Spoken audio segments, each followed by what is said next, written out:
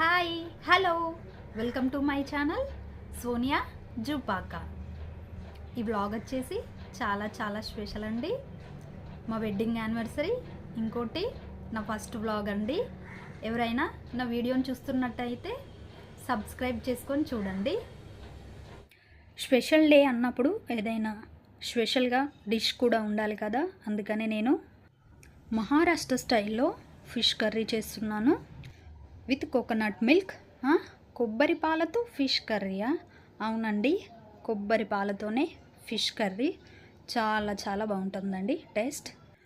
ఒక ప్యాన్ తీసుకొని అందులో 1 టేబుల్ స్పూన్ మెంతులు, అలాగే 1 టేబుల్ స్పూన్ జీలకర్ర వేసుకొని స్టవ్ సిమ్లో ఉంచుకొని వీటిని దోరగా వేయించుకొని ఒక ప్లేట్లోకి తీసుకొని మిక్సీ పట్టి పక్కన పెట్టుకోవాలి.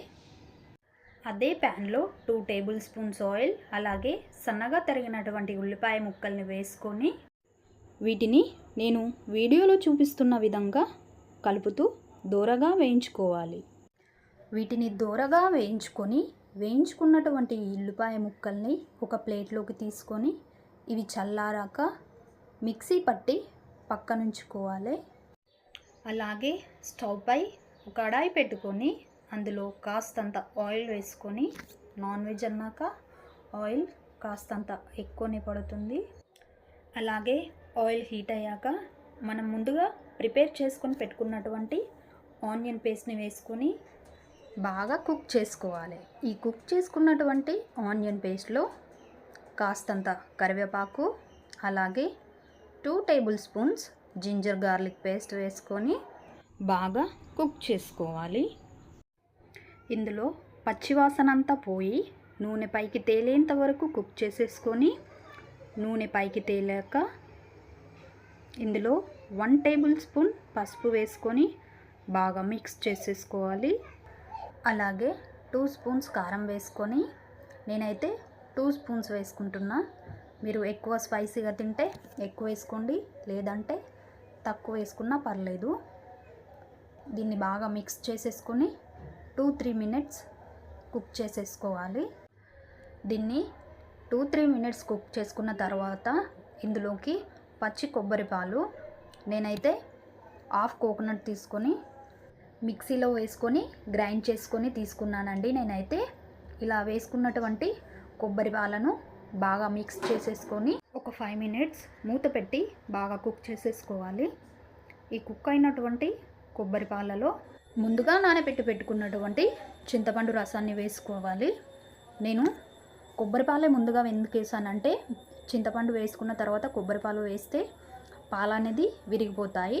అందుకని నేను ముందుగా కొబ్బరి పాలు వేసుకొని తర్వాత చింతపండు వేసుకుంటున్నానండి.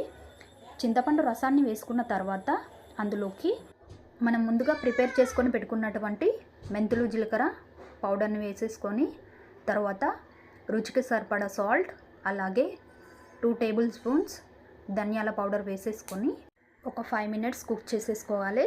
5 మినిట్స్ కుక్ అయిన తర్వాత ఇందులోకి శుభ్రంగా క్లీన్ చేసుకున్నటువంటి ఫిష్ని, దీని నేమ్ వచ్చేసి రావాస్ ఇండియన్ సాల్మన్ అండి.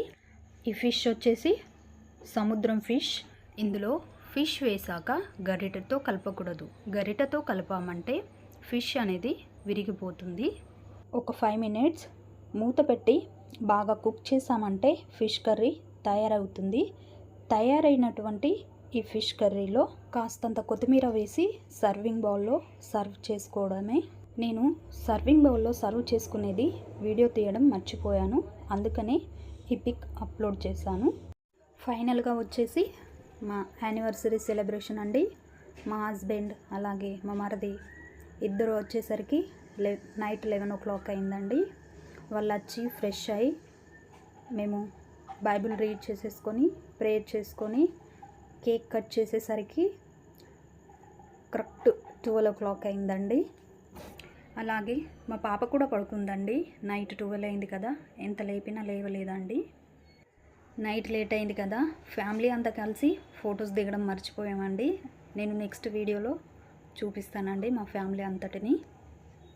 మా యానివర్సరీ సెలబ్రేషన్ మేమైతే ఇలా సెలబ్రేట్ చేసుకున్నామండి. నా వీడియో కనుక మీకు నచ్చినట్లయితే లైక్ చేయండి, షేర్ చేయండి, అలాగే మరిన్ని ఇంట్రెస్టింగ్ వీడియోస్ కోసం నా ఛానల్ని సబ్స్క్రైబ్ చేసుకోండి.